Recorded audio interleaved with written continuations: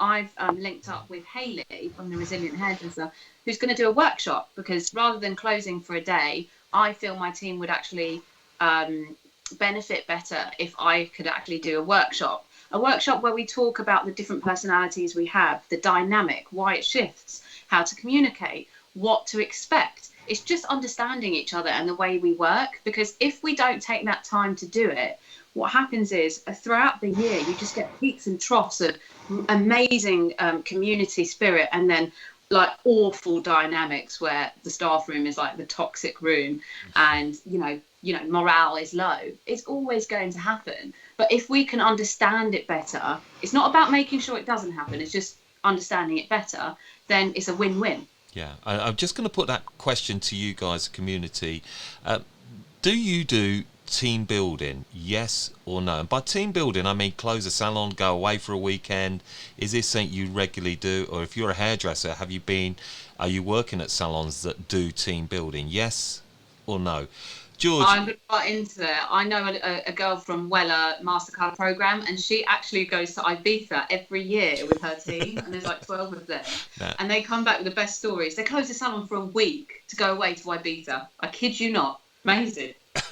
Well, that actually, you did talk about this, George. Are you taking some of your staff members? Are you all going away?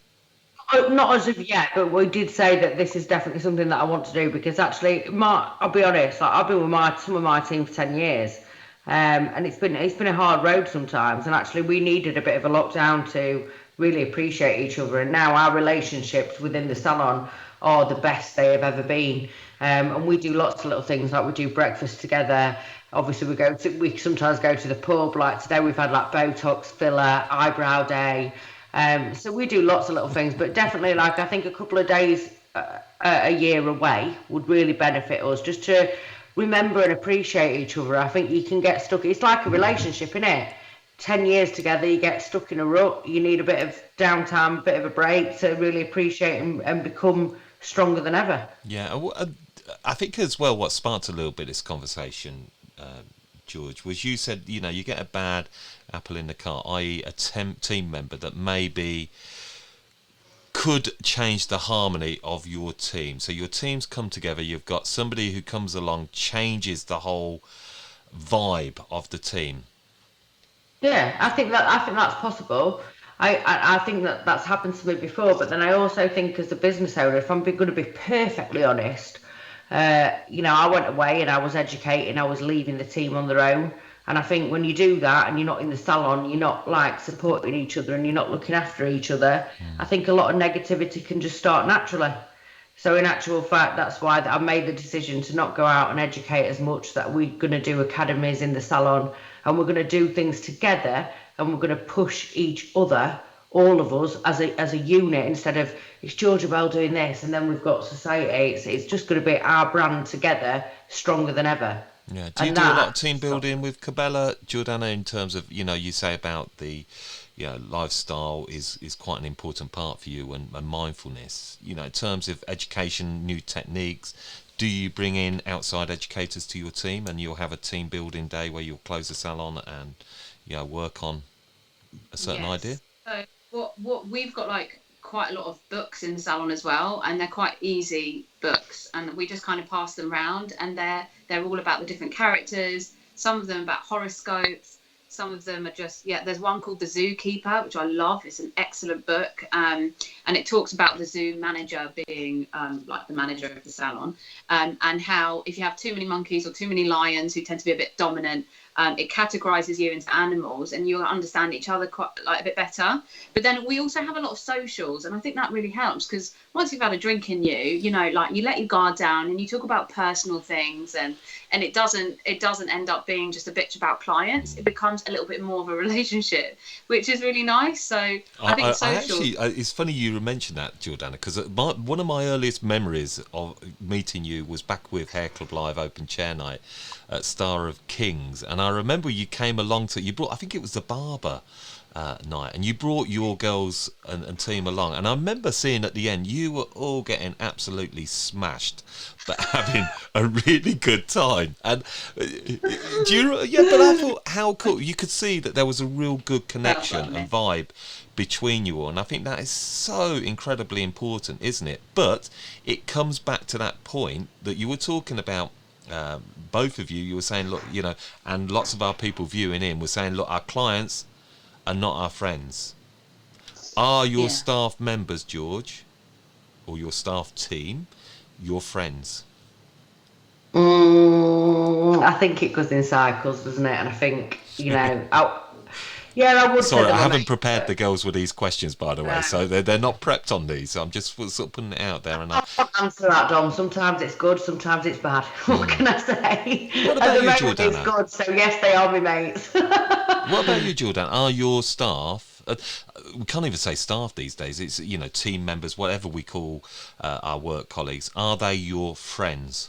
They are my best friends, and and maybe not everyone agrees with me, but I spend so much time with them, and the process of bringing someone new into the team is so important to me, and I make sure that they will fit into the team, and we gel so well that some of them have become lifelong friends. They will be my bridesmaids. Like I'm so attached to them. However, I've got such a good relationship that even if they did leave, and for whatever reason, so long as it wasn't a really nasty way of doing it, I will have them in my life. Not all of them, because you don't gel with everyone, but at least 5 of them. They're like my best friends. Yeah, and well, not many people agree that you can do business like that, but yeah, I manage it. And I think you got to do what's right for you, isn't it? If it's part of who you are.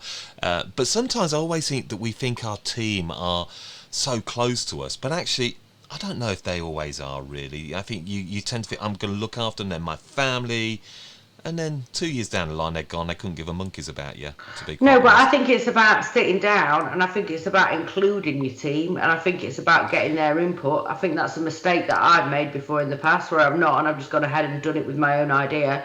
And now that I'd take the time to sit and be more inclusive within my team, I've definitely felt a closer connection and a friendship within them. Right, well, it's time. Look, let's bring in some comments here, because there's so many coming in. I'm really keen to just bring in some of the comments, because it's your show, the Hairdresser Show. Took my girls, this is Shelley, took my girls to Portugal last year.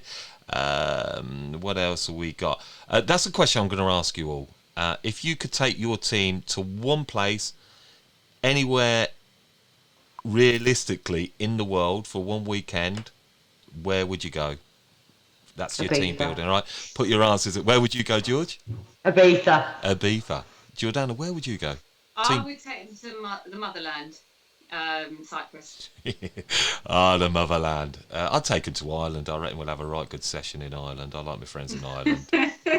It's too hot anywhere else. At least it's nice and cool there. And I love potatoes. We can see Andrew. No, I fancy a bit of Ibiza, actually. Ibiza is on the cards for my 30th anniversary. Where else have we got? You guys, we do. Colette, we send people to New York, Vegas. Hey, Wow. that's Can pretty. I come and work for you? Yeah, it's pretty cool, Colette. I hope they don't gamble the profits away there. Sarah, I took them all to see the Vidal Sassoon movie at the cinema. I took them all to the fantastic Hairdresser Inspirational Day, which we talked at and loved that. It was fun and did bond them. Yeah, it bonds them. What we got here, I say there's always a 20-second delay, so they may be a little bit. Put these comments in ages ago. All our team work their day off, bank holiday week, and get the Easter weekend off, and we close between Christmas and New Year to give them time with their families. But we still take the amount of money in the week, though, to find it. So that's cool. Yeah, I think Do you know family. what? Gone to Jordana. Yeah. I was just going to say that we were talking about this in the salon the other day, and we're really concerned that Christmas parties won't be able to go ahead because, like the 6-person rule. And if that's so, that is like our event of the year in the salon. Like people have bought dresses for it already. Like if that doesn't go ahead, I'll be so gutted because that's a really big talking point. I mean, we still talk about last year's Christmas now. And you there's ain't so going much to that do happens in it any night. Zoom event as a Christmas party. And actually, it'll be the only time in kind of like that July will be busier than December in any salon because no one's going out. So will December be that busy anymore?